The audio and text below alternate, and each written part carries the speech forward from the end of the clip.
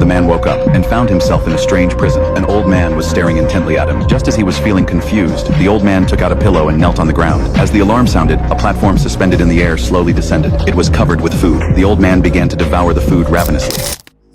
இப்ப இந்த கிளிப்ல பாத்தீங்களா, இது ஒரு ஜெயில். என்னன்னா இது ஜெயில் வெர்டிகலா இருக்கு அப்படின்னு சொல்லி பாத்தீங்கன்னா, இந்த படத்தோட கான்செப்டே அதுதாங்க. சோ ஒரு ஃப்ளோர்லயே வந்துட்டு ரெண்டு பிரிசனர்ஸ் இருப்பாங்க. ஃபுட் வந்துட்டு ஒரு ஃப்ளோரா வந்து கிராஸ் ஆகி வந்துட்டே இருக்கும். ஒரு ஃப்ளோர்லயே வந்து 5 மினிட்ஸ் வந்து அந்த ஃபுட் வந்து நிக்கும். ஸோ அவங்களுக்கு தேவையானது சாப்பிட்டு அடுத்து இருக்கவங்களுக்கு வந்து நம்ம விடணும். பட் இங்க இருக்க பிளாட்ஃபார்ம்ல என்ன நடக்கும்னு சொன்னா, ஃபர்ஸ்ட்ல இருக்கவங்களே வந்துட்டு முடிஞ்ச அளவுக்கு சாப்பிட்டு அது எச்ச துப்பி அதுல வந்து யூரின் பாஸ் பண்ணி அதை எந்த அளவுக்கு வேஸ்ட் பண்ண முடியுமோ வேஸ்ட் பண்ணிடுவாங்க. அடுத்தடுத்து பிளாட்ஃபார்ம்ல இருக்கவங்களுக்கு கிடைக்கவே கிடைக்காது. ஹவு மெனி பிளாட்ஃபார்ம்ஸ் இருக்குன்றதும் நமக்கு தெரியாது. கீழே இருக்கவங்க ஃபுட்டு கிடைக்காம செத்து போயிடுவாங்க. அண்ட் மந்த்லி ஒன்ஸ் வந்துட்டு இந்த பிளாட்ஃபார்ம்ல இருக்க பிரிசனர்ஸோட நம்பர்ஸ் வந்து மாறிட்டே இருக்கும். ஃபர்ஸ்ட்ல இருக்கவங்க லாஸ்ட்ல வருவாங்க, லாஸ்ட்ல இருக்கவங்க ஃபர்ஸ்ட் போவாங்க. சோ இத வந்து நம்ம ஹீரோ வந்து சேஞ்ச் பண்றதுக்கு ட்ரை பண்றாரு.